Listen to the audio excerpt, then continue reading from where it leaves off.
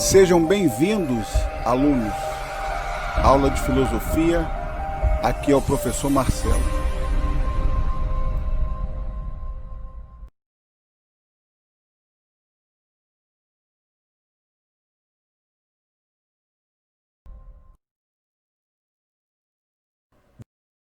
Turma do sexto ano, vamos lá para a apostila, página 24 e 25.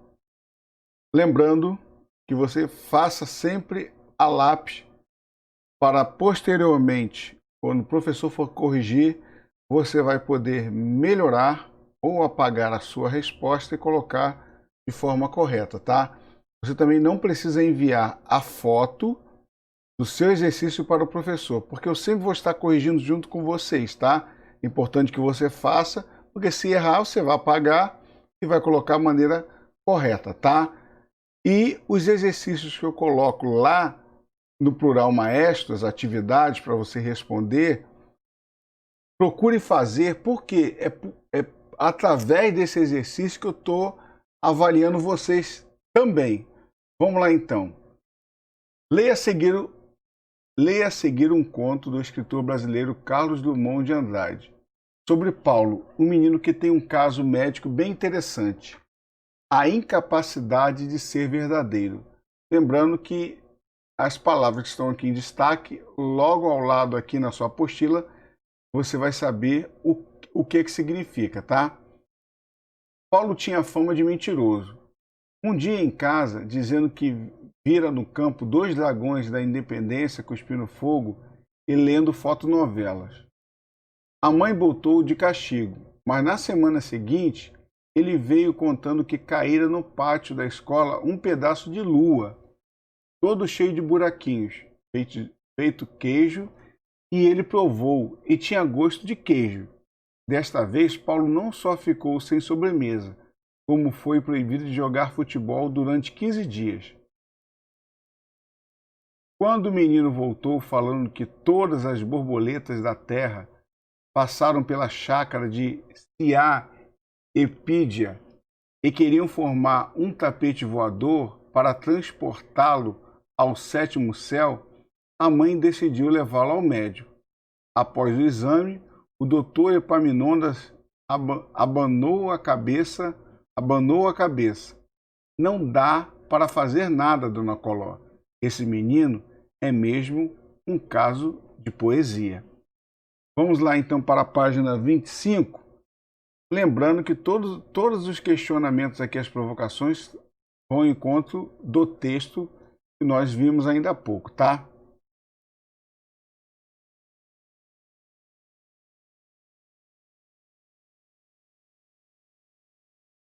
Sexto ano, vamos lá para a correção da apostila na página 25. Fizemos uma releitura do texto de Carlos Drummond de Andrade, agora vamos fazer a nossa correção. Número 1. No início do texto, fala-se que Paulo tinha fama de mentiroso. Sobre isso, responda. Letra A. Indique uma razão para Paulo ter fama de mentiroso. No próprio texto já dá todo esse contexto, tá? Paulo tinha fama de mentiroso porque contava histórias irreais ou inverossímeis. Nós fizemos exercício lá na plataforma e vocês pesquisaram o que é inverossímil, tá? O que não é verdadeiro, tá? Então tá aqui a nossa primeira resposta. Ok? Letra B. Na letra B, pergunta o seguinte: a mãe de Paulo aplicou um castigo nele por causa de uma das suas histórias. Você considera justo esse motivo para castigar alguém? Justifique. Agora é muito pessoal, tá, minha gente? Eu vou colocar a minha. O que nós temos que pensar é o seguinte: dentro de uma questão de mentir, sempre existe aquela questão de quebrar a confiança, né?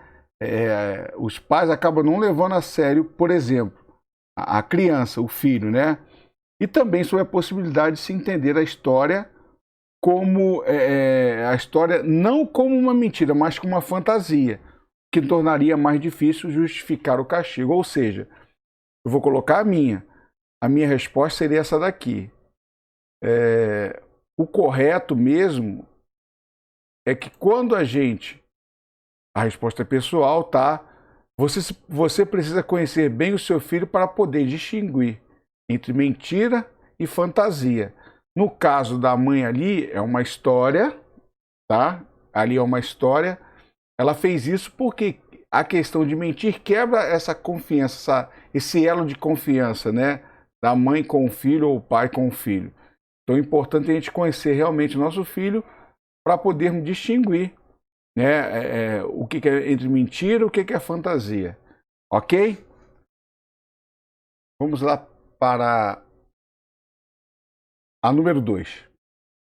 A mãe de Paulo resolveu levá-lo ao médico. Responda às questões abaixo a respeito da atitude de Dona Coló. Letra A.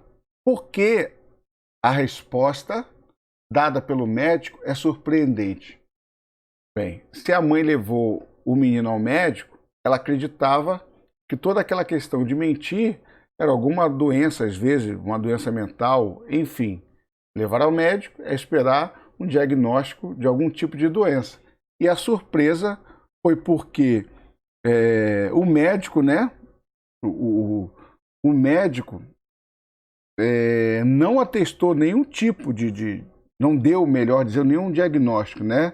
O que ele afirma é que não há nada para se fazer por se tratar de um caso de poesia, que não é algo considerado como uma doença.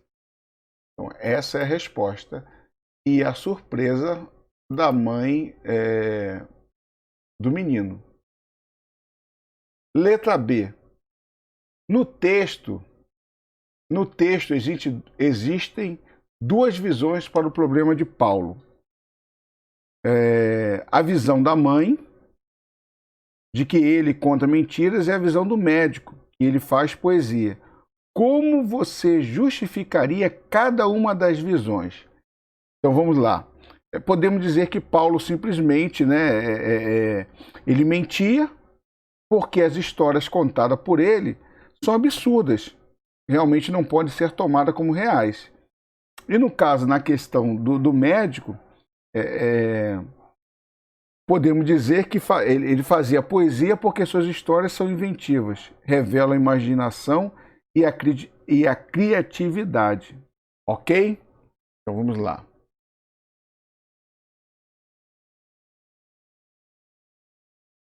Tá aí a resposta. Justificando a questão da mentira, né? Era mentira porque falava coisas absurdas, que com certeza não são reais. E no caso a do médico, ele fazia poesia porque suas histórias são inventivas e revelam imaginação e criatividade, e não era um caso de doença, tá? Vamos lá para o número 3. Na número 3 está assim: a história de Paulo mostra, entre outras coisas, que a linguagem pode ser usada como funções diferentes. Considere os diferentes objetivos do uso da linguagem e responda às questões. Letra A. Qual é o objetivo quando usamos a linguagem para informar algo que aconteceu? O objetivo principal é buscar sempre a precisão, falar do que aconteceu de maneira simples e direta. Esse tem que ser o objetivo principal da linguagem, né? Quando nós vamos narrar um fato. Ok? Buscar a precisão, falar do que aconteceu de maneira simples e direta.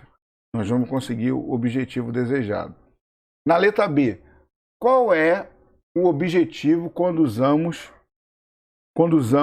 a linguagem para fazer poesia ou contar uma história ficcional? Ficcional é ficção. Diversas possibilidades, tá? Para essa resposta. É interessante sempre a gente pensar em características como a criatividade, a surpresa, né? Algo inesperado, né? Enfim, ou seja, levar as pessoas a uma viagem no campo da fantasia e da diversão, tá? Essa é a nossa resposta. Resposta: levar as pessoas a uma viagem no campo da fantasia e diversão. Ok? Fiquem ligados, vou colocar um vídeo na plataforma e um exercício para vocês serem avaliados lá na plataforma do Plural Maestro. Valeu, Deus abençoe, até a próxima, tchau.